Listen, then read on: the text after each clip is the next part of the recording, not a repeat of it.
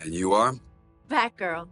That's not awfully PC. What about bad person or bad woman? Bruce, it's me, Barbara.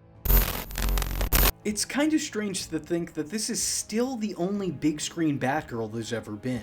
We've been close to one after, but that didn't turn out so well. As a matter of fact, this one didn't either. It even earned actress Alicia Silverstone a Razzie and a stinker for Worst Supporting Actress, which, if I'm being entirely honest, doesn't feel entirely earned. In a movie this bad, how do you point to this particular performance and go, oh yeah, that's the problem? Especially when she played such a little part in the grand scheme of things. As a matter of fact, it's hard to even talk about this particular portrayal because there's barely a performance here to speak of. And that's not by chance either. Apparently a lot of Batgirl scenes in Batman and Robin were left on the cutting room floor. This is because Alicia Silverstone had gained a little bit of weight while filming. And I do mean a little.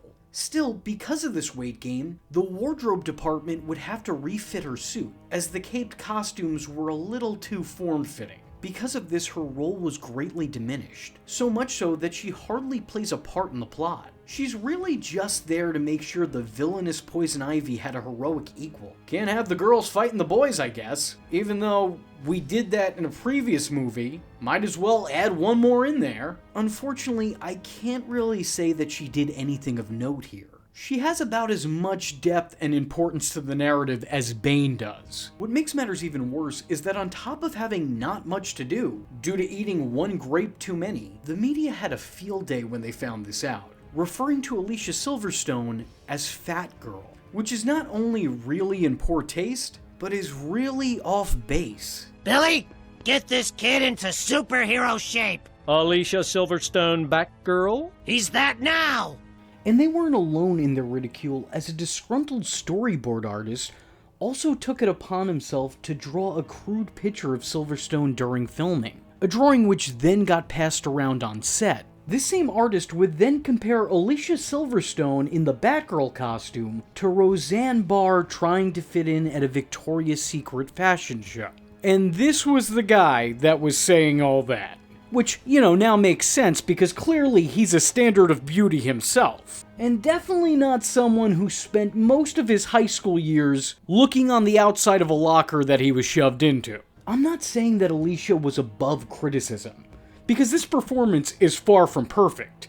As a matter of fact, just to make it clear, it's hardly even a performance. This girl is as clueless as the name of her hit movie. She seems really confused about what it is she should do. She also spends most of her screen time wide-jawed making goofy faces. Her mouth is moving, but there aren't any words coming out.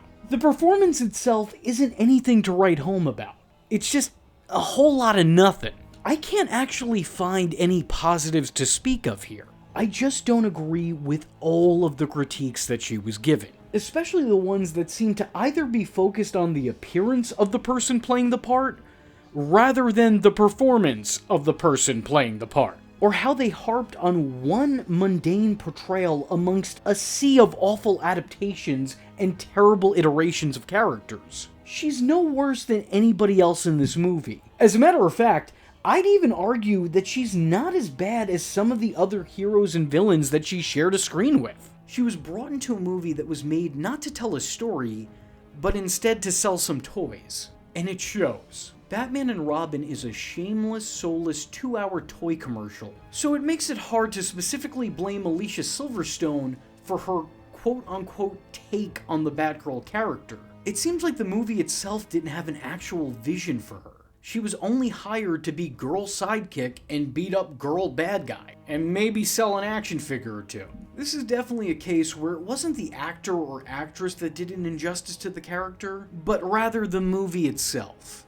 How can you blame the person in the part when the whole creative process seems intent on making the character completely unrecognizable? Despite this being the only live-action Batgirl to hit movie theaters, it almost feels inaccurate to say that. Because this wasn't Barbara Gordon, Commissioner Gordon's daughter. This was Barbara Wilson, Alfred Pennyworth's niece. Now, I can understand why this change may have been made. Making her a relative of Batman's butler definitely helps connect her to the dynamic duo a little bit better, especially when considering that in this continuity, Jim Gordon wasn't as close to the Dark Knight, or, well, even competent. The Commissioner is much more of a footnote in this set of films. He's a glorified background character, and maybe even calling it glorified is pushing it. So it makes more sense in trying to tie her into somebody with a much greater relationship to our hero.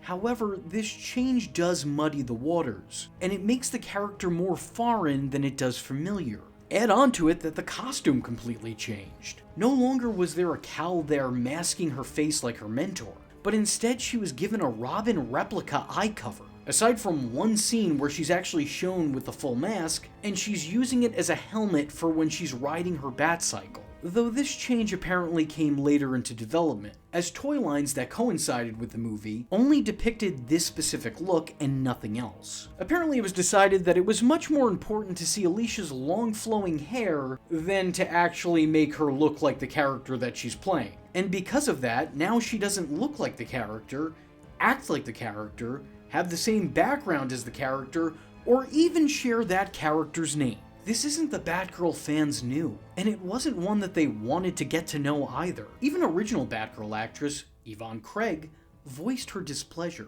Not with the performance per se, but rather with the depiction, not being fond of any of the changes made to the character that she helped make iconic. And also not understanding why she'd even be included if those in charge were never gonna give her anything to do.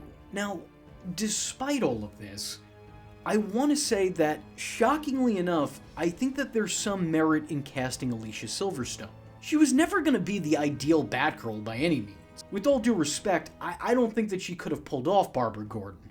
Not that she was asked to, apparently. But I do think she could have pulled off Barbara Wilson, should they have actually put some attention or focus on that character. Or, even given it a direction. Alicia may not have met the criteria for Batgirl, but she definitely could have succeeded with the material of this movie. Her career-defining role in Clueless saw her play an over-the-top animated character brought to real life. Ugh, as if.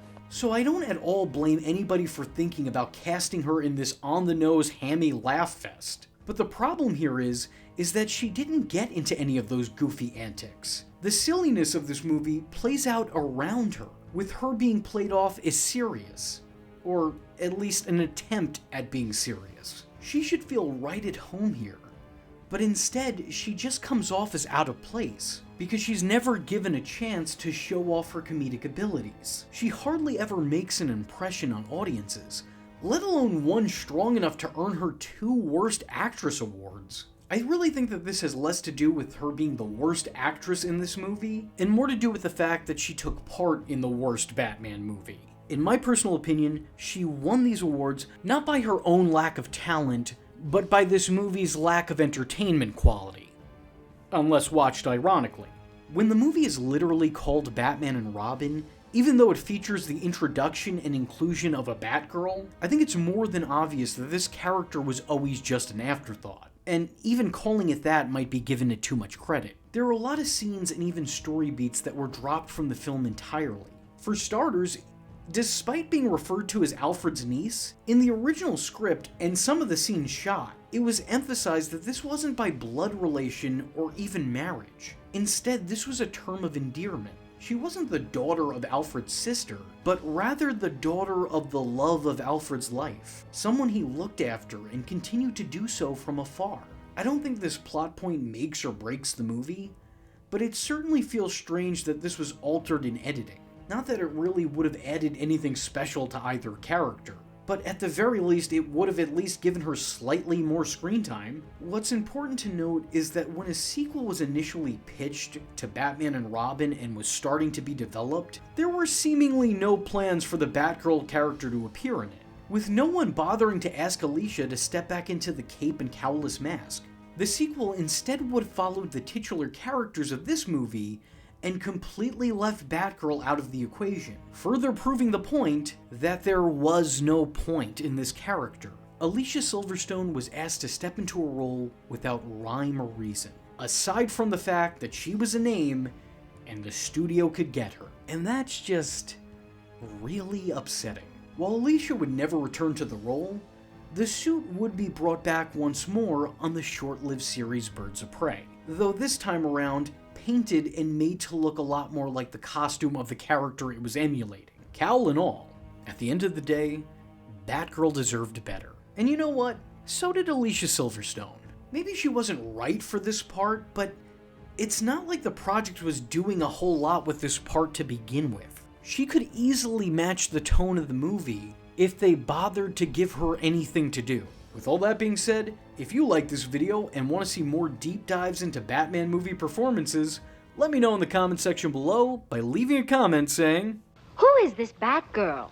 Now, before I go, I don't usually do this. I've had a Patreon for a while now, but I've really struggled with what to do with it. Luckily, the time is upon us where I can actually offer you guys exclusive and extended content that I can't make here on the channel. With new restrictions on what kind of content can be monetized or hell, even shown here on the platform, now's as good a time as ever to be placing my completely unaltered, uncensored, extended videos on my Patreon. I don't want to put my videos behind a paywall, but that's kind of the best place to put them for the time being. So if there was ever a time to give a stranger money on the internet, well, I would like to think that now is that time. Just so everyone knows, all the money I make off my Patreon goes directly back into the channel. Everyone who donates to the Patreon will not be seen as a fan, but rather a producer of said content.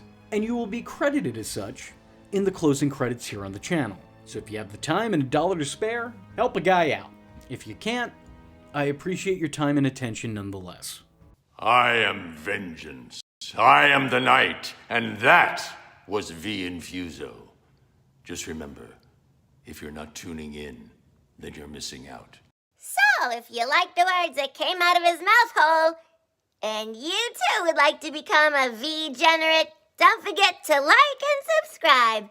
Thanks for watching, nerds! And if you're not joining the fun, you're in for one bad day. And you know what they say about having one bad day?